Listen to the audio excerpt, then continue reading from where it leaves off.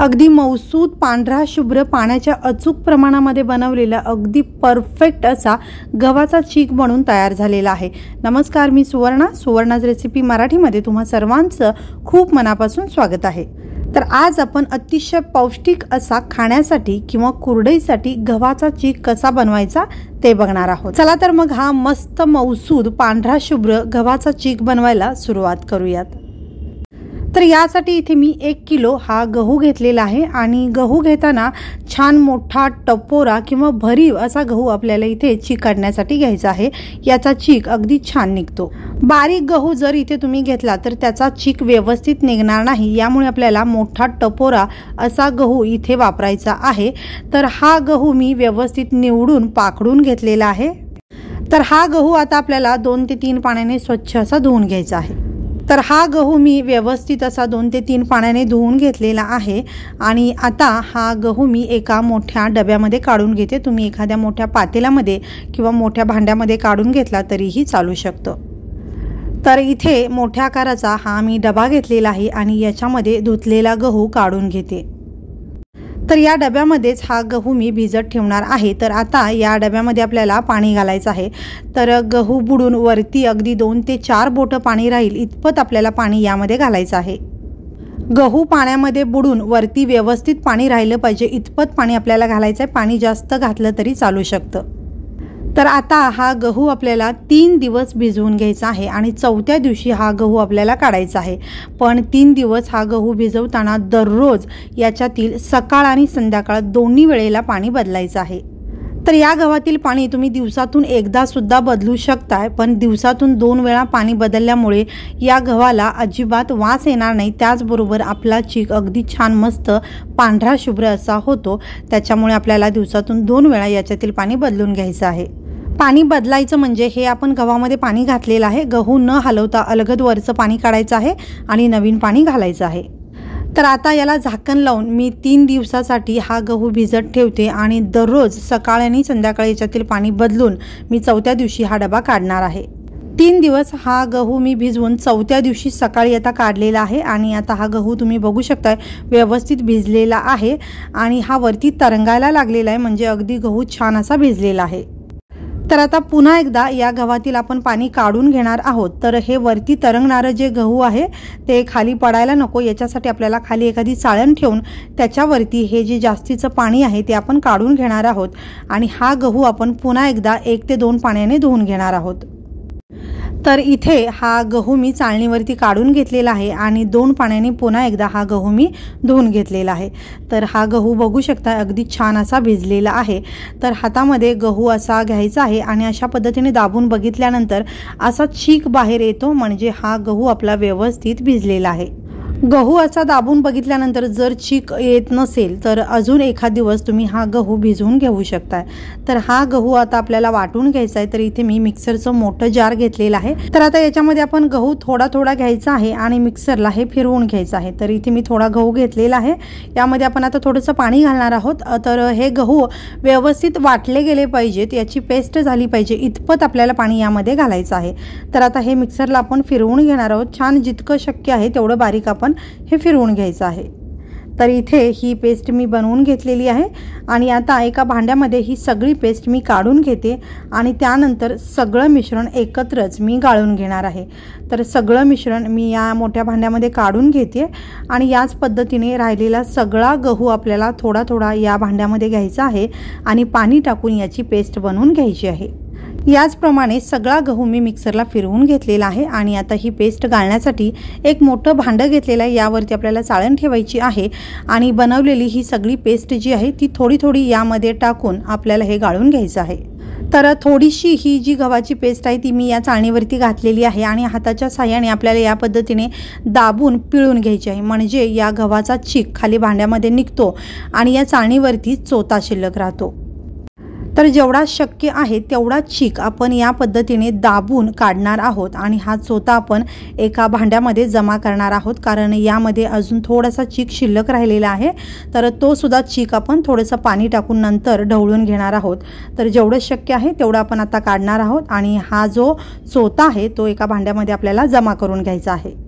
तर इथे खाली भांड्यामध्ये हा जो गव्हाचा चीक आहे तो निघत आहे आणि हा चोथा जो निघालेला आहे तो एका भांड्यामध्ये मी काढून घेते आणि याचप्रमाणे थोडा थोडा चीक या चाळणीवरती घेऊन आपल्याला हा चीक सगळा काढून घ्यायचा आहे आणि चोथा सुद्धा एका भांड्यामध्ये जमा करून घ्यायचा आहे। तर याचप्रमाणे राहिलेल्या सगळ्या गव्हाची पेस्ट मी गाळून घेतलेली आहे आणि हा चीक आपला निघालेला आहे आणि हा जो चोथा निघाला होता तो मी एका भांड्यात काढून घेतलेला आहे। याच्यामध्ये हलकासा चीक राहिलेला आहे, यामध्ये पाणी टाकून आपण हा काढून घेणार आहोत आणि हा जो चीक आहे तो एका मोठ्या भांड्यामध्ये आपल्याला काढून घ्यायचा आहे।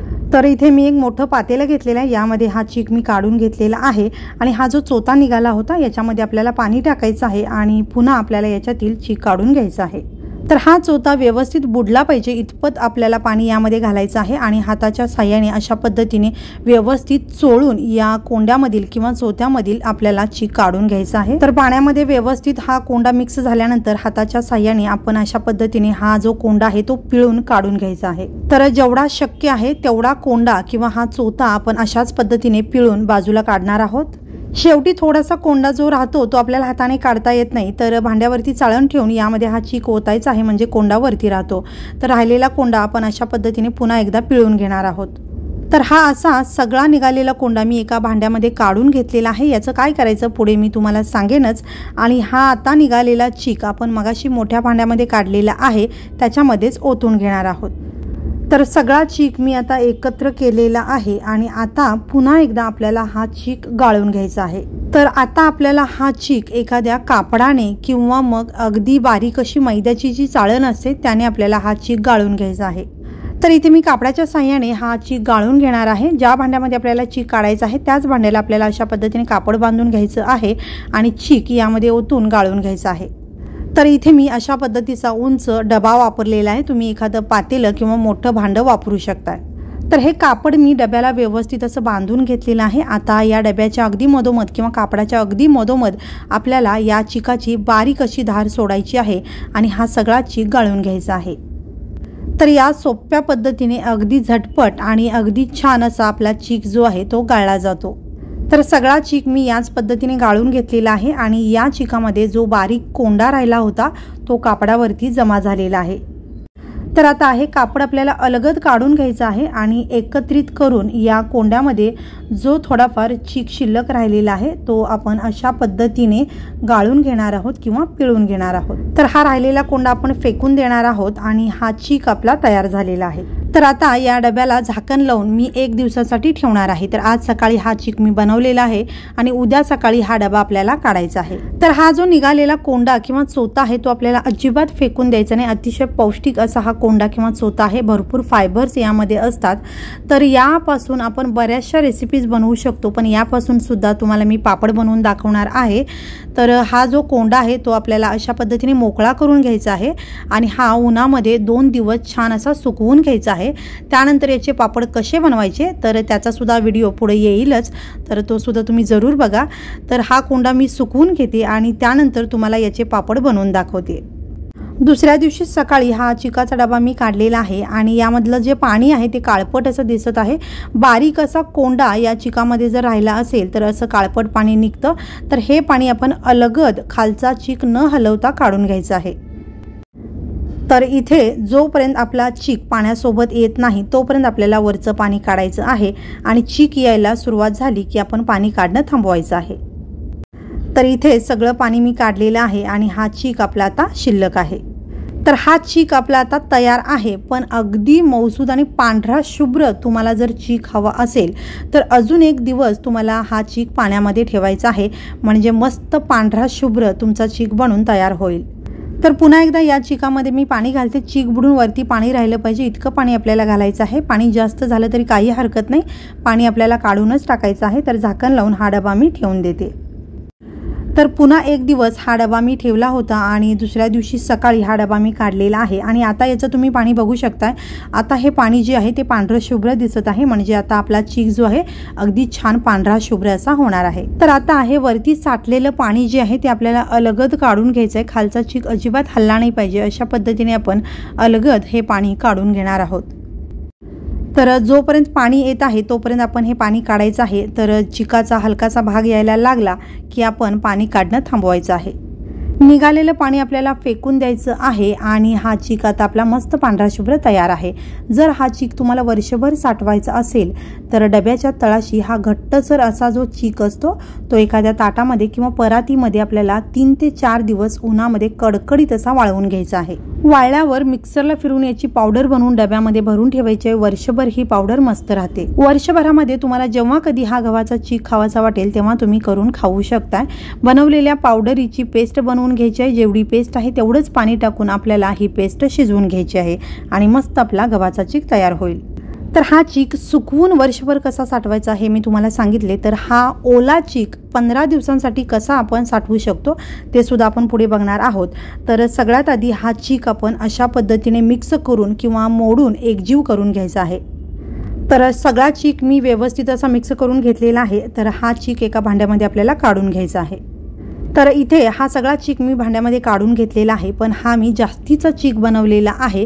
तर आता मला शिजवण्यासाठी जेवढा चीक लागणार आहे तेवढा चीक मी एका भांड्यामध्ये काढून ठेवते आणि राहिलेला चीक आपण कशा पद्धतीने ठेवायचा आहे ते मी तुम्हाला दाखवते।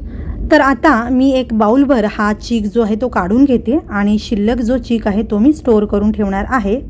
तर आता शिजवण्यासाठी घेतलेला चीक मी बाजूला ठेवते आणि हा जो चीक आहे तो शिल्लक राहिलेला चीक आहे। तर आता या चीकामध्ये आपल्याला पाणी घालायचं आहे। तर आपला चीक बुडून वरपर्यंत पाणी राहील इतकं आपल्याला पाणी यामध्ये घालायचं आहे। तुम्ही जर जास्त प्रमाणात चीक बनवला असाल तर मोठं भांडं इथे घ्यायचं आहे। पाणी जर जास्त झालं तर काही हरकत नाही, पाणी वरती राहतं आणि आपल्याला जास्तीचं पाणी काढून टाकता येतं। आता यावरती झाकण लावून हे भांडं आपण फ्रीजमध्ये ठेवायचं आहे आणि दररोज दिवसातून एकदाच आपल्याला याच्यातील पाणी बदलायचं आहे आणि ज्या वेळेला आपल्याला हा चीक वापरायचा आहे त्यावेळेला याच्यातील पाणी काढून आपण हा चीक वापरू शकतो। अशा पद्धतीने 15 दिवस हा चीक फ्रीजमध्ये अगदी छान राहतो। तर हा गव्हाचा चीक आता शिजवायचा कसा ते आपण बघणार आहोत। तर हा घेतलेला चीक आपण मोजून घ्यायचा आहे। तुम्ही कुठल्याही एखाद्या वाटीने किंवा भांड्याने असा चीक मोजून घ्यायचा आहे। जेवढा चीक आहे तेवढंच आपल्याला पाणी इथे वापरायचं आहे। तर हा चीक मी दुसऱ्या भांड्यात काढून घेतलेला आहे आणि याच भांड्याने मी पाणी मोजून घेते। तर या भांड्याने मी 1 भांडं चीक घेतला होता आणि याच भांड्याने 1 भांडं मी हे पाणी घेत आहे। तर हे पाण्याचं अगदी अचूक प्रमाण आहे। जेवढा चीक आहे तेवढंच आपल्याला पाणी घ्यायचं आहे। तर ही कढई आता मी गॅसवरती ठेवते आणि या पाण्याला चांगली उकळी काढून घ्यायची आहे। तर आता इथे सुरुवातीला गॅस मी मोठाच ठेवलेला आहे। पाण्याला चांगली उकळी यायला सुरुवात झालेली आहे। तर आता याच्यामध्ये आपण मीठ घालणार आहोत। तर इथे मी 2 छोटे चमचे मीठ घालते। तर मीठ तुम्ही तुमच्या आवडीनुसार किंवा चवीनुसार घालू शकता। तर आता याच्यामध्ये 1 छोटा चमचा तेल आपल्याला घालायचं आहे। तेलामुळे या चिकाला मस्त चकाकी येते आणि मऊसूत चीक तयार होतो। तर आता गॅस मी अगदी बारीक करते। तर हा चीक घोटून घेण्यासाठी इथे मी लाकडी रवीचा वापर करते। तुम्ही इथे लाटण्याचा वापर सुद्धा करू शकता आणि हा चीक जो आहे तो एकदा चमचाने आपल्याला ढवळून घ्यायचा आहे। त्यानंतर अगदी बारीक अशी धार या चिकाची या पाण्यावरती आपल्याला धरायची आहे। त्यानंतर आपण एका हाताने हा चीक टाकायचा आहे, दुसऱ्या हाताने चीक हा सतत ढवळत राहायचा आहे। तर इथे गॅस अगदी मी बारीक ठेवलेला आहे आणि चीक आपल्याला सतत ढवळत राहायचा आहे, नाहीतर या चिकामध्ये गुठळ्या किंवा गाठी होऊ शकतात। हा चीक घट्टसर व्हायला लागला की एका हाताने कापडाच्या साहाय्याने आपण ही कढई पकडायची आहे आणि दुसऱ्या हाताने सतत हा चीक ढवळत राहायचा आहे। हा चीक शिजवण्यासाठी जे कोणतं तुम्ही भांडं घ्याल ते छान जाड बुडाचं आणि व्यवस्थित पसरट असावं, म्हणजे आपल्याला चीक व्यवस्थित ढवळता येतो। जर हा चीक तुम्ही खाण्यासाठी बनवत असाल आणि तुम्हाला जर जिरे टाकायचे असतील तर आपण जेव्हा पाणी उकळायला ठेवलं त्यामध्येच तुम्ही जिरे यामध्ये टाकू शकता। आणि कुरडईसाठी हा चीक शिजवत असाल तर जिरे आपल्याला अजिबात यामध्ये घालायचे नाही आहेत। तर व्यवस्थित चीक दाटसर झालेला आहे। तर आता उलटण्याच्या साहाय्याने रवीला लागलेलं सगळं मिश्रण काढून घ्यायचं आहे आणि पाण्याच्या हाताने व्यवस्थित रवी स्वच्छ करून घ्यायची आहे। तर आता या उलटण्याच्या साहाय्याने आपल्याला हा चीक व्यवस्थित असा ढवळून घ्यायचा आहे, जेणेकरून यामध्ये राहिलेली एखादी गुठळी किंवा राहिलेल्या गाठी मोडल्या जातील। तर तुम्हाला जर मिठाचा अंदाज नसेल तर सुरुवातीला अगदी थोडं मीठ टाका आणि आता या वेळेला हे पीठ थोडंसं चाखून बघा। मीठ कमी वाटत असेल तर हलकंसं मीठ टाकून व्यवस्थित असं मिक्स करून घ्या। या चिकापासून जर तुम्ही वाळवणीचा पदार्थ करणार असाल तर मीठ थोडंसं कमी आपल्याला इथे वापरायचं आहे। तर व्यवस्थित मिक्स केल्यानंतर सगळं पीठ आपल्याला एकसारखं करून घ्यायचं आहे। उलटण्याला लागलेलं पीठ पाण्याच्या हाताने काढून घ्यायचं आहे आणि अगदी मंद गॅसवरती झाकण लावून 5 ते 6 मिनिटे आपल्याला हे पीठ वाफवून घ्यायचं आहे। पण या 6 मिनिटांमध्ये दर 2 मिनिटाला आपल्याला झाकण काढून हे पीठ व्यवस्थित तळापासून ढवळून घ्यायचं आहे। तर हा चीक मी दर 2 मिनिटाला झाकण काढून व्यवस्थित तळापासून ढवळून घेतला आणि पुन्हा झाकण लावून हा मी शिजवून घेतलेला आहे। तर आता 6 मिनिटे झालेली आहेत आणि आता झाकण काढून हा चीक मी चेक करते। तर हा चीक पुन्हा एकदा तळापासून आपल्याला ढवळून घ्यायचा आहे आणि हा एवढा चीक शिजवायला 6 मिनिटे पुरेसे आहेत।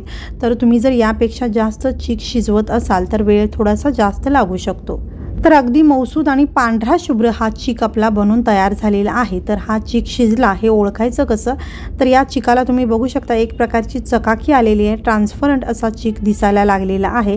त्याचबरोबर ओला हात करून अशा पद्धतीने थोडंसं चिकावरती फिरवायचं आहे, हाताला चिटकत नाही आहे म्हणजे हा चीक तयार आहे। त्याचबरोबर तुम्ही हातामध्ये असा थोडासा चीक घेऊन बघू शकता, अशी याची गोळी झाली पाहिजे म्हणजे हा चीक आपला परफेक्ट शिजून तयार आहे। तर आता गॅस मी बंद केलेला आहे। कुरडईसाठी किंवा खाण्यासाठी मस्त गव्हाचा चीक आपला तयार झालेला आहे। या पद्धतीने हा चीक करून बघा। तुम्हाला जर व्हिडिओ आवडला असेल तर व्हिडिओला लाईक करा, शेअर करा, चॅनलला सबस्क्राईब करून बेल आयकॉन जरूर दाबा आणि हा व्हिडिओ पाहिल्याबद्दल खूप धन्यवाद।